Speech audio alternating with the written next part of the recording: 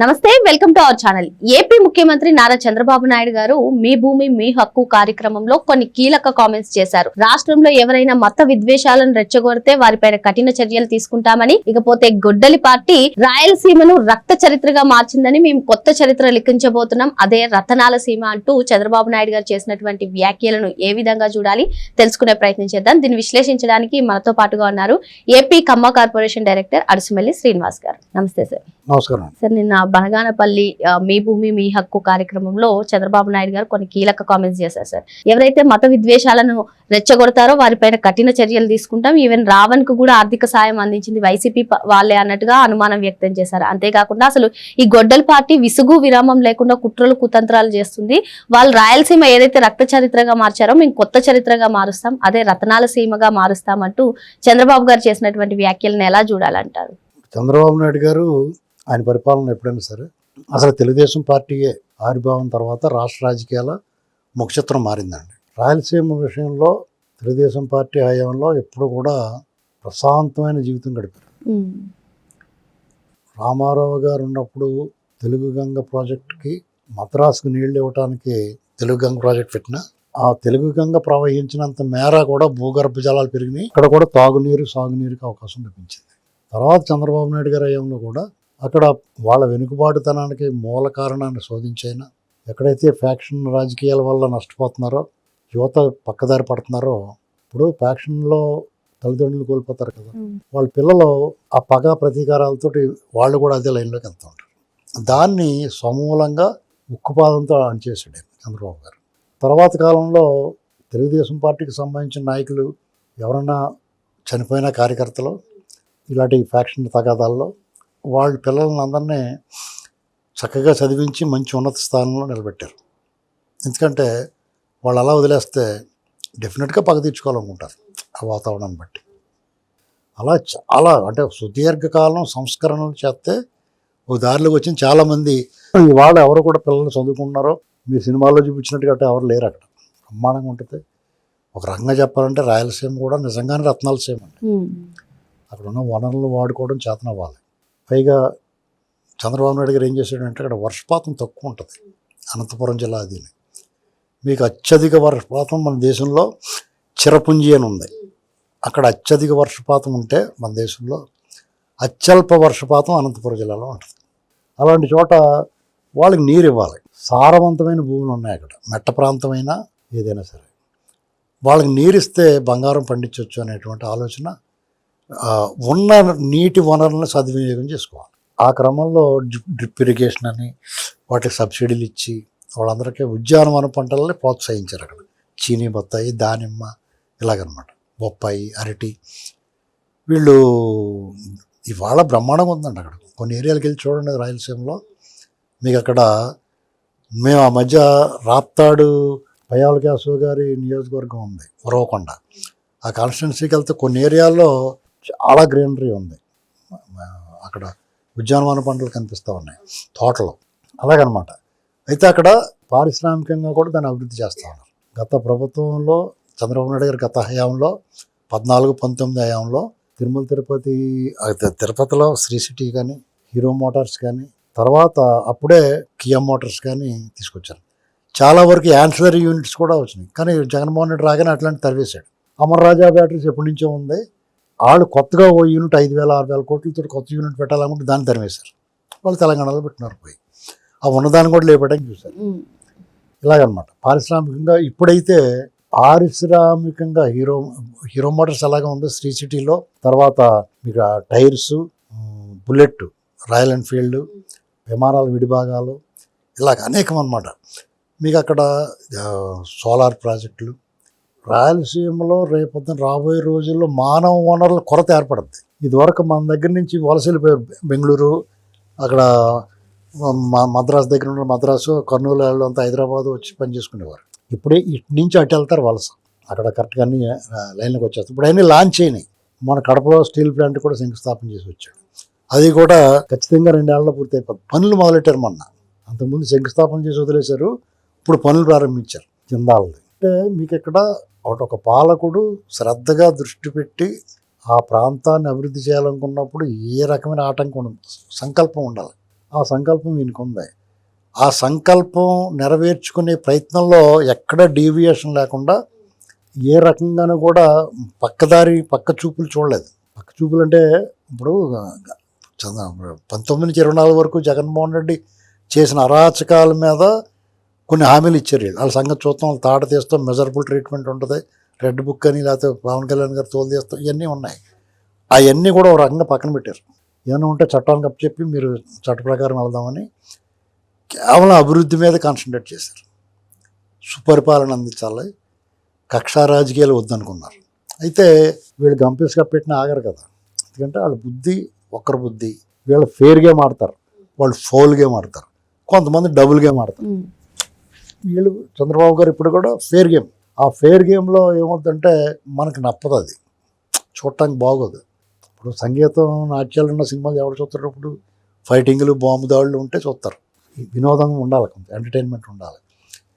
కానీ ఇవాళ యువత జన్జీ వాళ్ళందరూ కూడా కులం మతానికి కొంచెం దూరంగానే ఉన్నారు. అయితే వాళ్ళనే దీంట్లోకి లాగాలని ప్రయత్నం చేస్తున్నారు, ప్రయత్నం చేస్తున్నారు.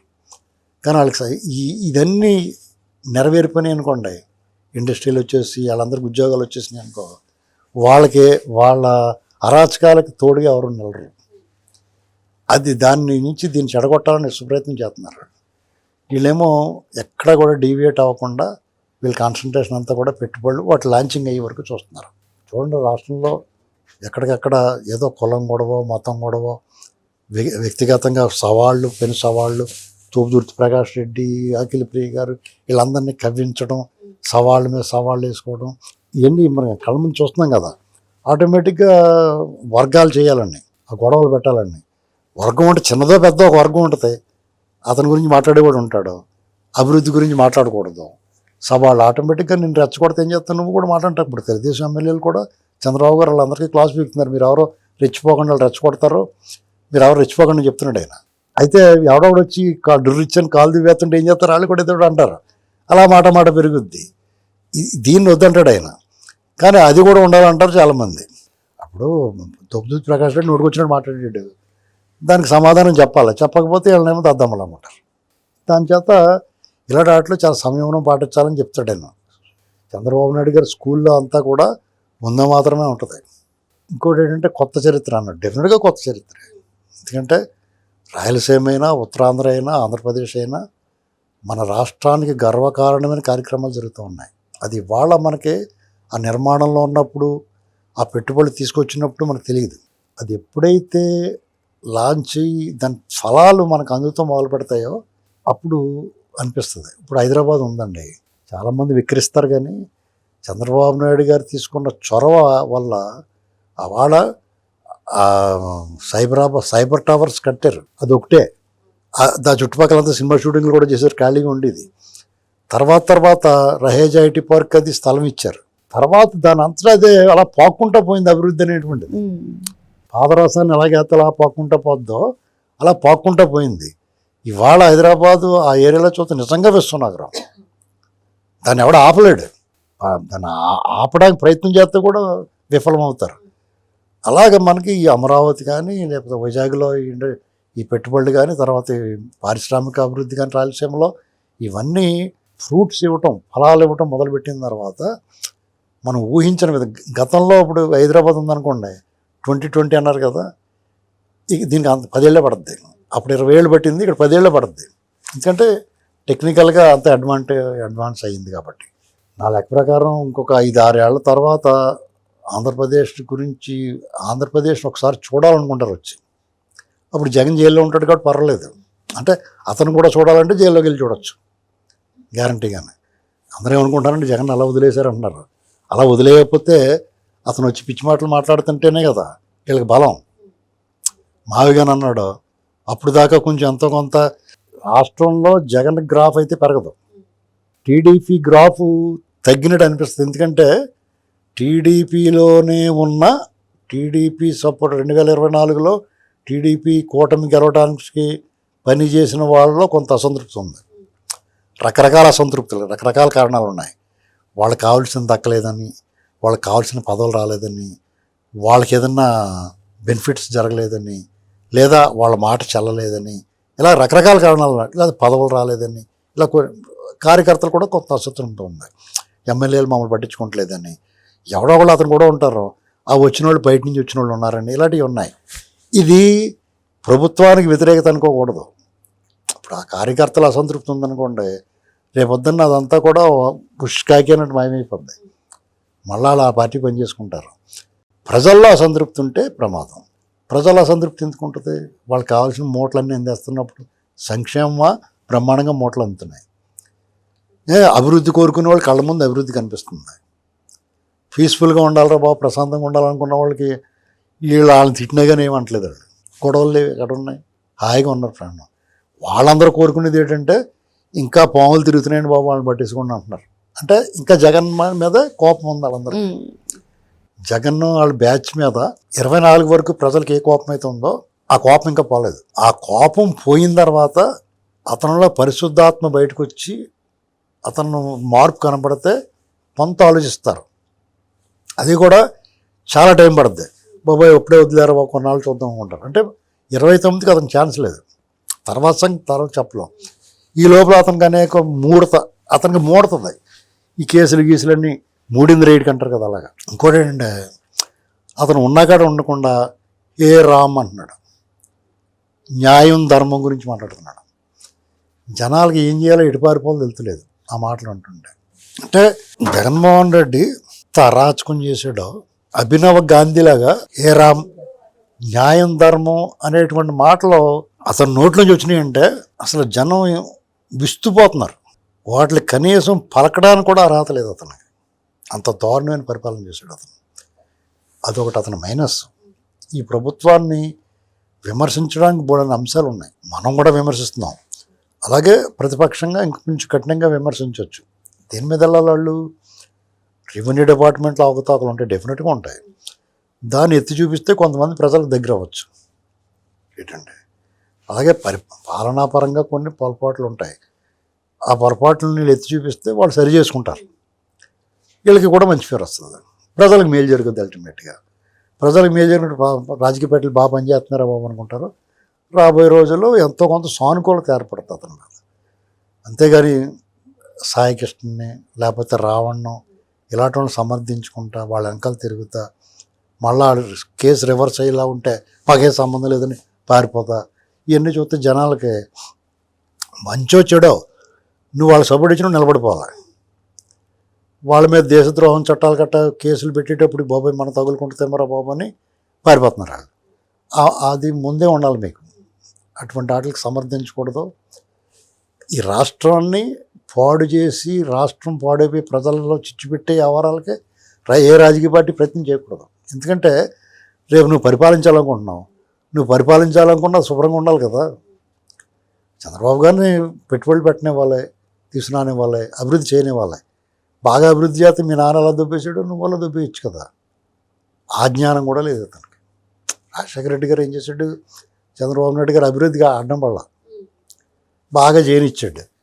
చేసింది తను వచ్చి అందులో తీసుకు తినేసాడు. కేక్ వండే వెళ్ళిపోయాడు చంద్రబాబు గారు. ఆ కేక్ తినేసాడు.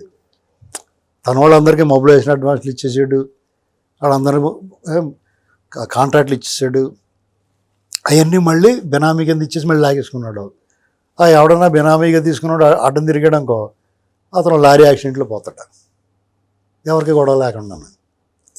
ఇది ఆ జ్ఞానం కూడా ఇతలేదు. డైరెక్ట్గా డైరెక్ట్గా పట్టపగలు చెప్పుకోవటం వీళ్ళు. అది ప్రజలకి నప్పదు. జగన్మోహన్ ఇప్పుడు డెఫినెట్గా చంద్రబాబు నాయుడు గారు కొత్త చరిత్రే రాస్తున్నాడు. 2 ఏళ్లలో మీరు ఊహించండి, 2024 ముందు రాష్ట్రం ఏమైపోద్ది, 10 ఏళ్ళు 20 ఏళ్ళు వెనక్కి వెళ్ళిపోయింది, మన పరిస్థితి ఏంటనేటువంటిది అయోమయంలోకి వెళ్ళిపోయారు జనం, ఆందోళనకు గురయ్యారు. ఈ 2 ఏళ్లలో ఎంత మార్పు వచ్చిందండి. పెట్టుబడులు వస్తాయా? అసలు జగన్మోహన్ రెడ్డి అనేటువంటి నాయకుడు ఇక్కడ తిరుగుతున్నాడు, పెట్టుబడులు వస్తాయా రావా అన్న డౌట్ పార్టీ అధికారులు కూటమి అధికారులకు వచ్చిన తర్వాత కూడా ఛానల్లో. అటువంటిది వాళ్ళందరికీ తెలిసి ఇంక జగన్మోహన్ రెడ్డి అని వాళ్ళ సర్వేలు ఉంటాయి, వాళ్ళ ఎంక్వైరీలు ఉంటాయి. ఇతను మళ్ళీ ఎట్టి పరిస్థితులు ప్రజలు అతను అంగీకరించాలనేటువంటి ధైర్యం వచ్చిన తర్వాత పెట్టుబడి పెడుతున్నారు. అది ఒకటే చాలు మనకి తెలుసుకోవడానికి. కాబట్టి డెఫినెట్గా చంద్రబాబు నాయుడు గారు రాసేది కొత్త చరిత్రే. మన ఆంధ్రప్రదేశ్ ఈ దేశంలో వచ్చే పెట్టుబడుల్లో 25% ఆంధ్రప్రదేశ్కి వస్తాయి. అంటే అది మాటలు కాదండి. 25% ఒక్క రాష్ట్రానికి వస్తుంది. 13 జిల్లాలు పాత జిల్లాలు రాష్ట్రానికి పెట్టుబడులు వస్తున్నాయంటే పారిశ్రామిక ఎంత అభివృద్ధి చెందుతుంది, అందరికీ ఉపాధి లభిస్తుందంటే మధ్యతరగతి ముఖంలో మందహాసం ఉంటుందండి. వాళ్ళు హాయిగా ఉంటారు, ప్రాణం సుఖం. పిల్లల భవిష్యత్తు బాగుంటుంది. ఆ మాట ఆయన చెప్పాడు, మీ భవిష్యత్తుకి నాది భరోసా అన్నాడు. ఆ మాట నిలబెట్టుకున్నాడు. మరో అంశంతో మళ్ళీ కలుద్దాం. Thank you sir.